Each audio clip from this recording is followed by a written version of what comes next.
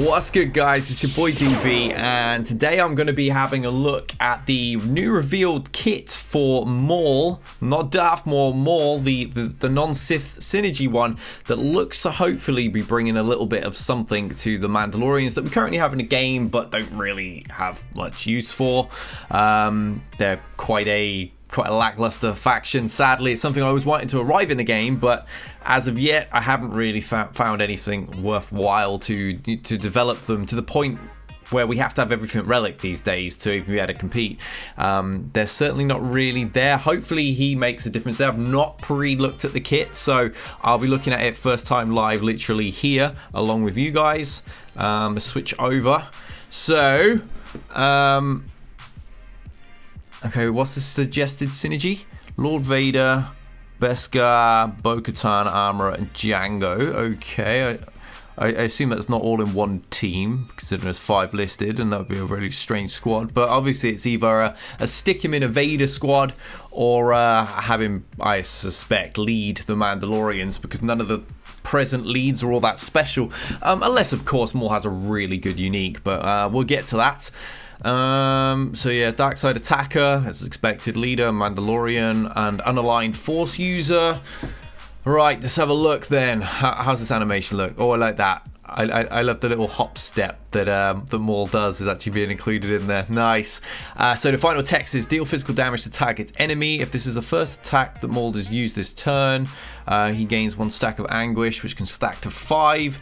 And if it critically hits, Maul gains another stack, so 2 stacks of the maximum 5. What even is Anguish? Takes damage at the start of their turn equal to 2% of their max health for each stack, and gains that much in offense. Okay, so you can get up to a 10% max health damage. That's a bit brutal, but gain 10% offense. So as long as your offense is really up there, that might be a decent trade. Depends how squishy he is, I suppose. Just even looking at that basic, it's already screaming at him now to make sure there's a really high health pool and some good offense secondaries and primaries. I'm thinking a bit like Rey's modding already.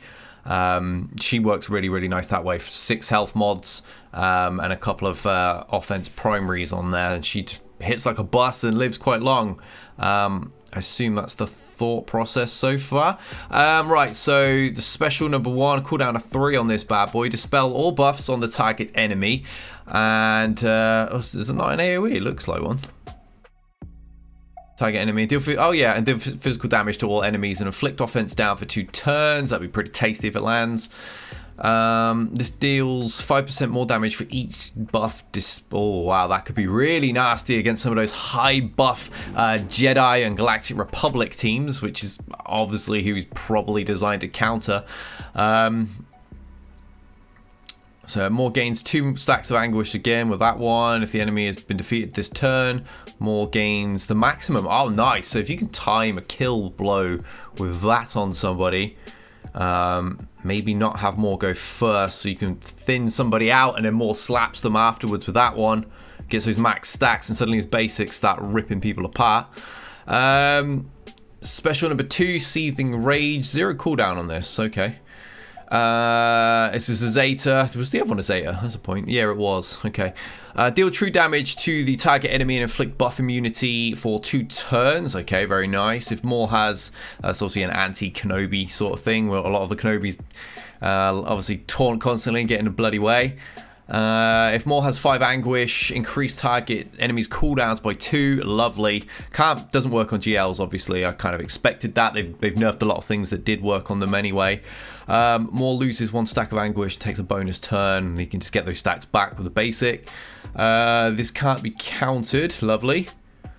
Next time this ability is used, it deals 60% more damage on subsequent uses and increases an additional 60% until Maul uses a different ability during his turn. Okay, so you could actually spam this move, reducing your Anguish. So yeah, you could probably use it twice in a row and then get that 2 stacks back up with the AoE, I guess. Okay, very nice. Again, everything here is telling me we still want him health modded with some offense primaries and stuff. A little bit of potency might not go amiss. We've got offense down, we've got buff immunity as well.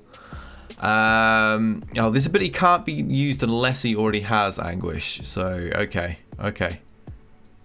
I'm trying to think how to open his plays. It's all going to depend on his base speed and who he's with as well, I suppose. Right, leader, usurper. Let's have a look. Final text. Not a Zeta. That's nice. Normally, these leaders generally are. Mandalorian allies have a 5% max health for each Mando at the start of the battle and 25. Okay, so why not just put the offense there?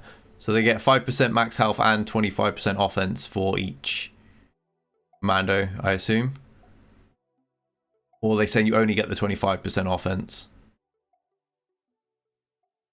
I don't know. I always struggle to understand the way they word these freaking novels that they call kits. At the start of the Battle of Maul is in the leader slot and not the ally. Mando's in the leader... Huh? At the start of the Battle with Maul is in the leader slot and not the ally. The Mandalorians in the leader slot gain a stack of Mandal... Well, he would be the leader, wouldn't he? That seems like a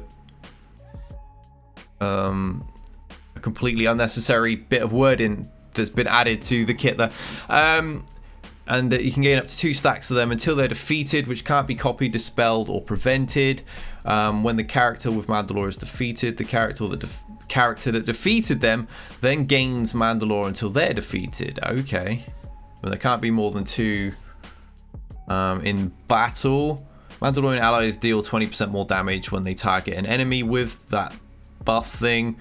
And while there are 2 buffs on allied characters, all Mandalorian allies gain 50%. God, this is a really convoluted kit. What even is that buff then? Mandalorian allies assist, dealing 50% less damage. And this character uses an ability during their turn. At the start of the turn, dispel all debuffs on the healthiest Mandalorian ally without Mandalore. And oh wow, this kit is... I'm struggling to understand this book of text here.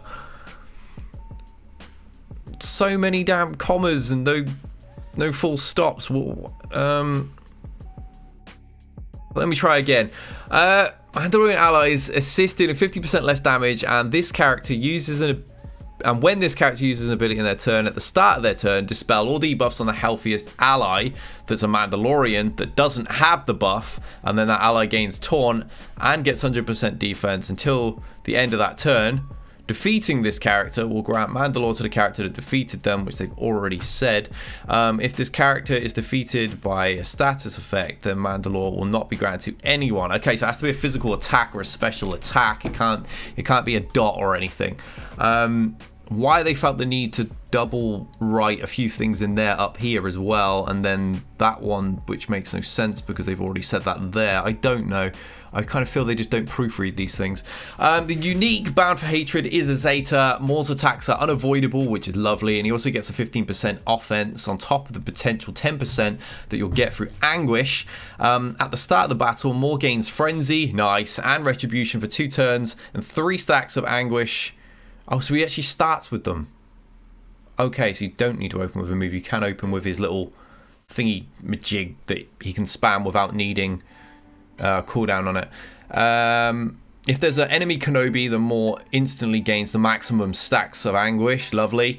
While Maul has 3 or more, he is immune to stun and ability block, so definitely want to keep that one up because it looks like his kit would be... Well, most kits, to be fair, are pretty useless when the character is stunned and ability blocked.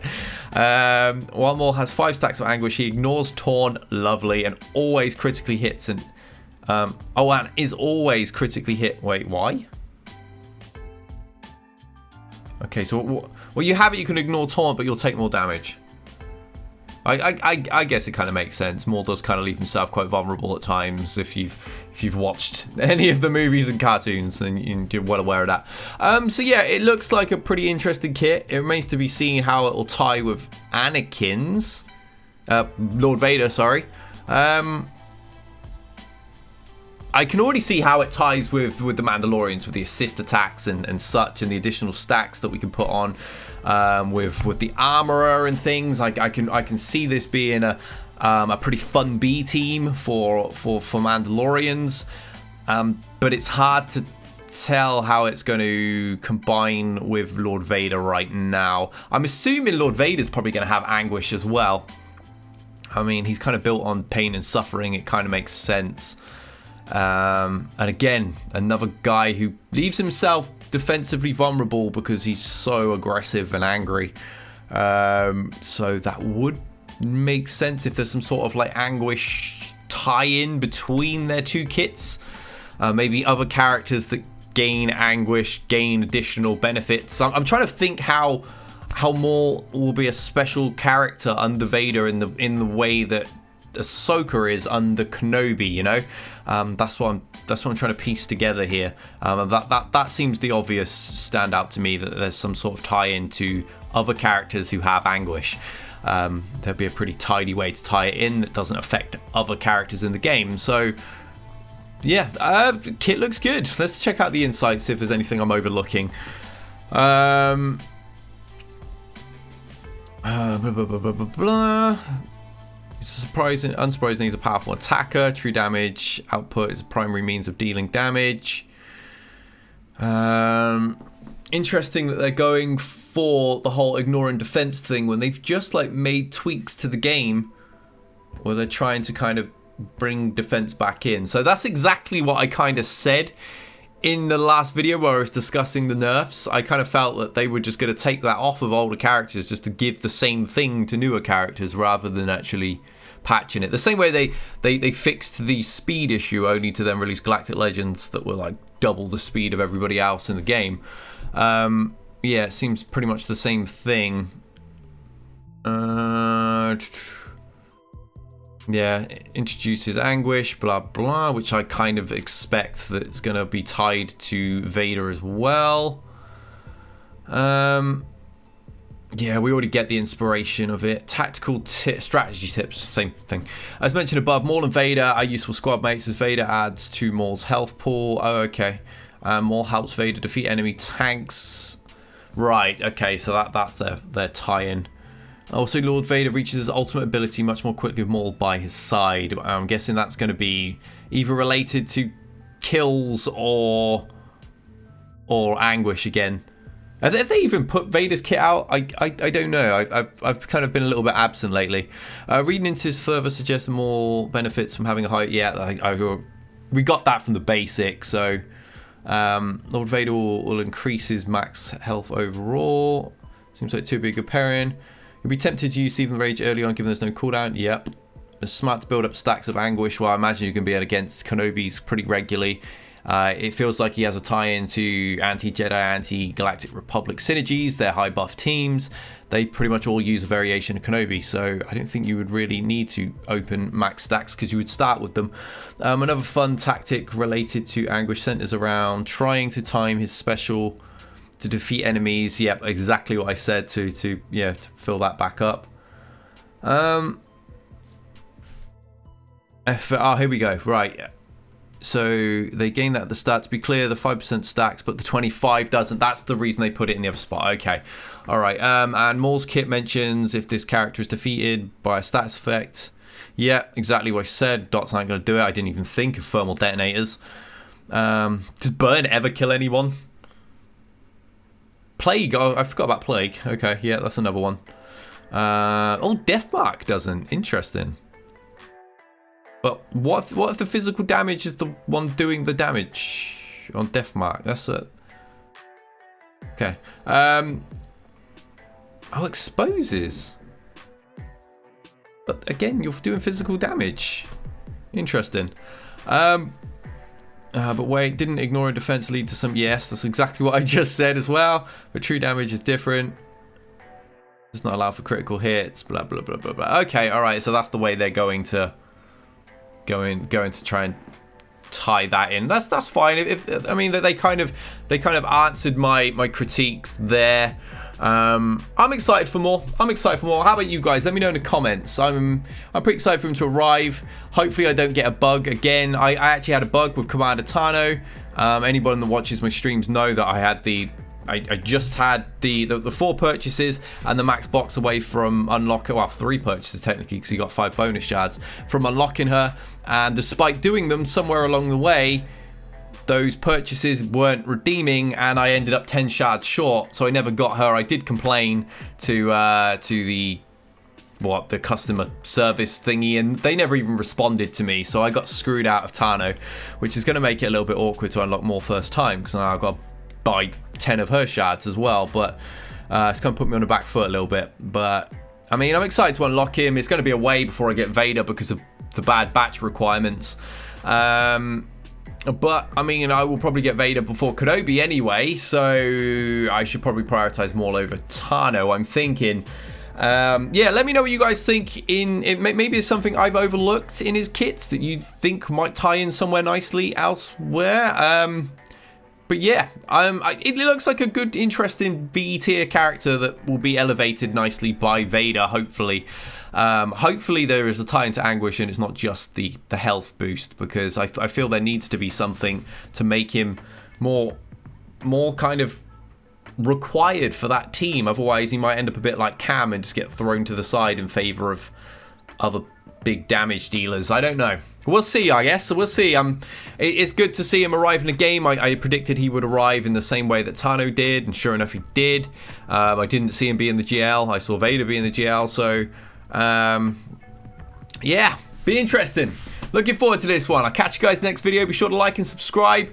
Bearing in mind we get some actual news and stuff to cover, I will be increasing the video output these days. So and be sure to check out my live streams. We're doing GAC back here again. We've been doing it for a little while, so they're always good fun.